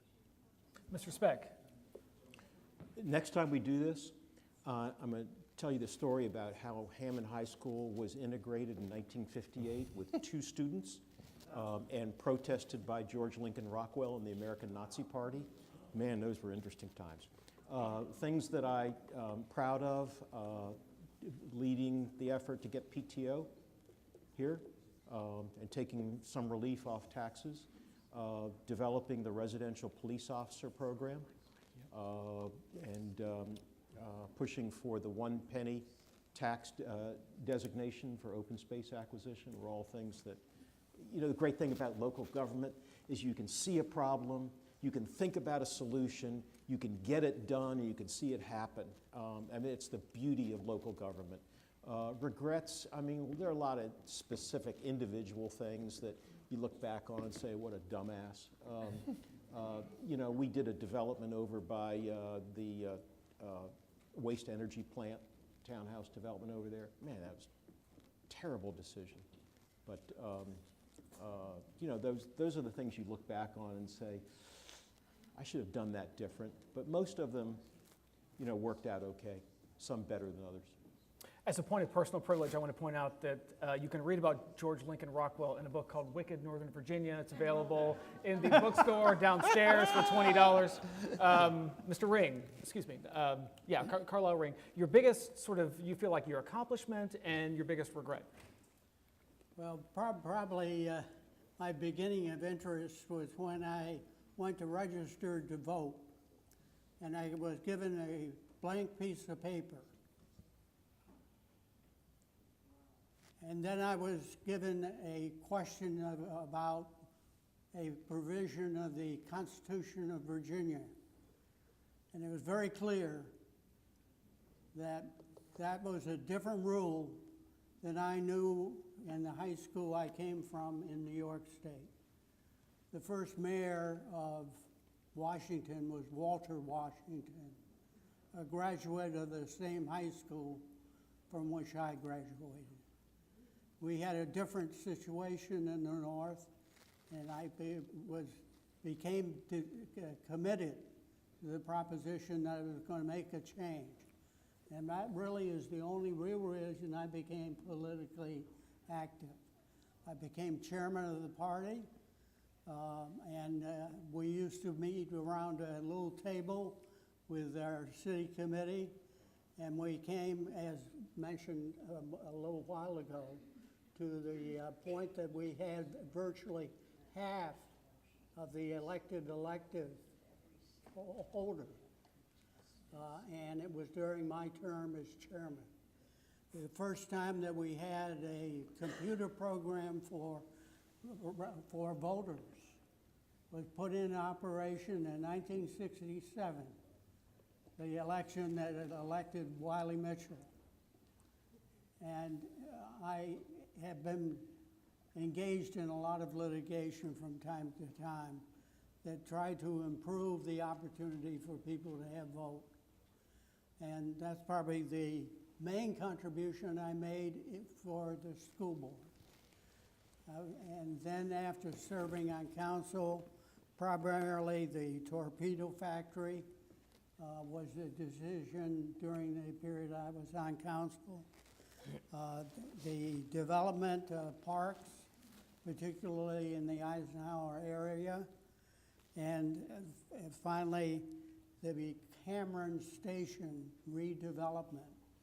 20% of public housing interspersed and integrated fully into a community of townhouses at Market. And that became the pattern that I shared with Melvin Miller, who was chairman of the authority from the period of that I was vice chairman with him. And we made some very creative decisions of redevelopment, both in the Old Town area and at Cameron and scattered around the city. And we did a better job and did it at virtually no cost to the city. We had to have loans, but we always were able to repay those loans. Mr. Moran. Do you have time? Because I'm willing to pass to Wiley and hear what Wiley has to say. If you know, if you're running out of time, otherwise. No, we want to hear from you. No. Economically, what? I think you should go, and that's why I'm offering Wiley the opportunity No. to speak. Jim Moran, we want I to don't hear your wanna thoughts, interfere. your biggest accomplishment, your biggest regret. Economically, in 1985, after I was elected mayor, I worked with Vola Lawson. We got an extraordinarily competent staff. Hired Phil Sunderland as our city attorney. We went to New York and secured a AAA bond rating, which brought our interest rate down. We were able to generate a significant surplus, and we actually cut the tax rate from $1.72, I think, minus 46 cents or something. That was a period of economic boom, so obviously I don't deserve the credit, but there was a temptation to spend it all, and we didn't do that. We created a significant surplus for subsequent city councils. I was, from a cultural standpoint, I was proud of the fact that I wanted to break down some of the communal barriers that existed, primarily racially at that time, with scattered site housing. And so, against some significant opposition, particularly from people that you might be surprised about, we maintained the same amount of subsidized housing, but we scattered it throughout the city into middle-income neighborhoods where it was not apparent the income level of the family. We put the scattered site housing up there by T.C. Williams. People don't know that that's basically public housing, the subsidized housing. We put it on Duke Street there at by Quaker Lane and Duke. We put it in every place we could throughout the city, and those families were far better off. I didn't like the kind of isolation of communities that was a residual effect of the racist approach that Alexandria used to have in the 1960s. Those barriers were broken down largely by people like Wiley and Connie and others that served on the city council. Dave is very much aware of that. I was proud to be part of that effort. From a deficiency standpoint, I regret the fact that we brought in several metro stations, paid a whole lot of money for them, and did not use them in the way that they were intended to be used. Mm-hmm. Yep. So for all intents and purposes, the rest of the system is subsidizing Alexandria. Van Dorn is a disgrace to have a metro there with one small little residential neighborhood. It goes unused. We shouldn't even have it there if that's all we're going to do. With it, Eisenhower Avenue ultimately did get developed. King Street, not so much, and Braddock Road, not so much. We should have had better planning. And we listened to people who had their own agenda, which did not fit into a larger vision of what this city could become.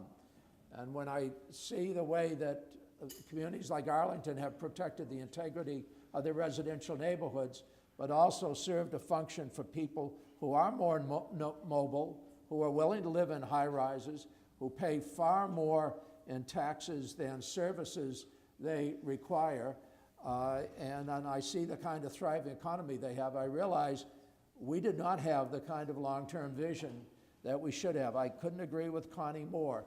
What we got was a whole bunch of flat-lined retail stores in Potomac Yard. Had it been an integrated plan, we could have generated the kind of interdependent mixed-use community that would have served far more people, I think, in a far more constructive way. So I wish that I had had the kind of long-term vision that in hindsight I'm beginning to realize. But that's only because I had the opportunity to represent communities like Arlington in the Congress and gained a broader perspective in what was possible. I know we're going over time, but this is some really interesting oral history we're getting here. So our last participant here, Wiley Mitchell. Biggest regret, biggest accomplishment in your time on City Council? I beg pardon? Biggest accomplishment I've you got feel you. like what that you brought to City Council that's the sort of the most significant, Now, and let the me- biggest let me- regret? Let me tell you that I have a wife and daughter back here who are going to haul me back to Virginia Beach tonight, and So you'll be brief. they are giving all sorts of signals to me. Notwithstanding that, I do want to mention that Connie and I think share two things in common. One, when I was growing up as a teenager, the most important thing for me to get was my driver's license. And as soon as I got my driver's license, the next most important thing, both dependent on age, was the right to vote. I was really interested in politics and making laws, and you had to be 21 at that point to get registered to vote. I got registered to vote in North Carolina. I voted down there for about 5 or 6 years, and then migrated to Alexandria to take a job with the old Southern Railway Company Law Department in Washington. And when I came to Virginia, I was told that I could not register to vote until I had lived in Virginia for 1 year. I waited till the year was out, and during that time, we bought a lot and built a house in Arlington, in Fairlington, about just not in. It was about a block off Quaker Lane and King Street.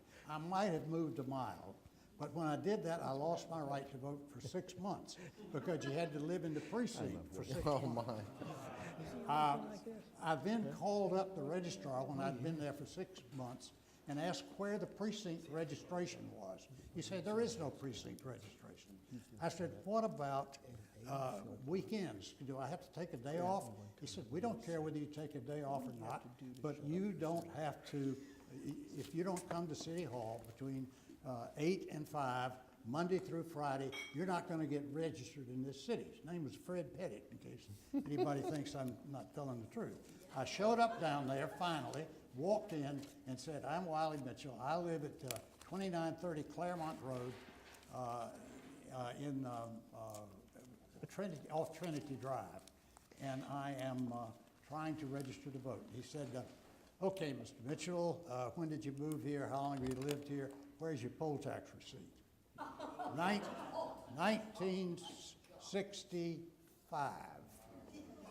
And I said, I have paid my poll tax. I said, don't you have a record that I paid it? You had to, your income tax return had a little thing at the top, and you had to check voluntarily. I voluntarily pay a capitation tax of $1. And if you did not pay that $1 and did not bring a receipt, he would not let you register to vote. I had to come back the second time and bring the receipt in order to get to register to vote. We had those kinds of problems. They made me so mad that I went down and asked where the Republican Party met. And I was mad because the Democrats were in control of everything then. And I got up and stood up in the meeting and started to say something. And this knucklehead over here to my right, who was the chairman of the party at the time, said, sir, you cannot speak in this meeting unless you have a membership. And pay a poll tax. And I said, no. I said, how do I get to be a member? And that's how I got involved in the Republican Party. I was trying to get even with Connie. But you asked me, I took the time to prepare a short list, I hope, of what the things I'm proudest of that we did over a 10-year period. One that nobody will take any note of but me is that when they were designing the metro stations in Alexandria, I said, you cannot put a dove wing roof on the metro station in Alexandria. This is an old and historic community. You've got to put an A-frame roof on the metro stations. And you can tell the Alexandria metro stations from any other metro station in the system because they have the only A-frame roof on the stations. Go and look at it in the morning. The rest of them are frames. But let me just tell you what I'm proudest of. When we got on the council, the urban renewal project that encompassed the area between Washington Street and the river was stalled and had been stalled. The council was doing nothing about it. We got it off the table, got it approved, and whether you like it or not, the urban renewal project, which includes the blocks of the 300 and 400 blocks of King Street and the plaza in front of the city hall, were completed. As you pointed out at the beginning, the old Alexandria Hospital, which is where I guess we called it the Time Life building at Duke and Washington, was a disgrace. And it was moved, the hospital was, to the location out on Seminary Road. We, like where the stations were or not in the metro stations, we got the metro system approved and got a fair deal for Alexandria and resolved the question of what Metro wanted to do. Metro had Alexandria on a commuter rail system with no metro stations. And then when we finally got them to agree to put the metro in Alexandria, they wanted to run it down the middle of Washington Street, which would have been an interesting way to run it, aside from the construction things. We voted, and it cost Nick Colasanto his seat. We voted to preserve the Lyceum, the Carlyle House, Gadsby's Tavern, and the Torpedo Factory. We managed to prevail on the government to sell the Torpedo Factory to the city of Alexandria. And you know what the result of that is. We didn't get the waterfront bill passed, but we got enough to fill up 3 file cabinets and to get a system in place so that people can develop the waterfront under very carefully structured controls. I'm proud of that. And I'm about to the end of the thing, but in the 300 block of King Street, you will find the only courthouse in America that is in the middle of a block. And we put it there so that we could save the front of many of the buildings there and not put a courthouse in the middle of the block, which would have dominated the front and ruined the retail facade of most of those buildings. Chuck Beatley, by the way, saw that in some place in Germany and came back. We had a council that for at least 3 years, we never had a partisan vote on that council except on issues involving appointments to city councils or to city committees that we were appointing, and occasionally on blatantly partisan issues. But the substantive issues, we worked together. We talked. We probably violated 7 laws, but we met sometimes in my kitchen and in Connie's kitchen, and we talked about issues that were coming before us. We were free to make fools of ourselves in front of one another and not in front of the Alexandria Gazette. We resolved those issues, and I would say that Mel Bergheim and Ira Robinson and I worked more frequently together on those kinds of issues than almost anyone else. I look forward as vice mayor to having one time in my life to preside at the meeting so that when somebody did what I'm doing right now and talk too much, I could say, you're violating the rule, you've got to sit down. On that note, I'd like to thank you very much.